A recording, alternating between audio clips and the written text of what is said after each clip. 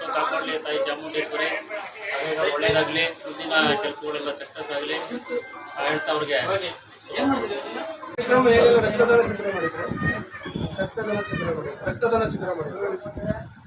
ಅದು ಬಿಟ್ಟರೆ ಇನ್ನೇನು ಕಾರ್ಯಕ್ರಮ ಇಲ್ಲ ಸರ್. ಬಂದು ಆಶ್ರಮ ಕೊಡಬೇಕು, ಸಂಜೆ ಹೋಗ್ತೀವಿ. ಸುಬ್ಬಾಪುರಕ್ಕೆ ನಮ್ಮ ಅಧ್ಯಕ್ಷ ಬಂದು ನಾರಾಯಣ ಕೊಟ್ಟರು, ಆಮೇಲೆ ಆತ್ಮೀಯ ಸ್ನೇಹಿತರೆಲ್ಲ ಬಂದಿದ್ದರು, ಆಮೇಲೆ ಇಲ್ಲಿ ಸ್ಥಳೀಯರೆಲ್ಲ ಬಂದಿದ್ದರು, ನಮ್ಮ ಸ್ನೇಹಿತ ಆತ್ಮೀಯ ಸ್ನೇಹಿತರು ಬಂದಿದ್ದರು. ರಂಗ ಸರ್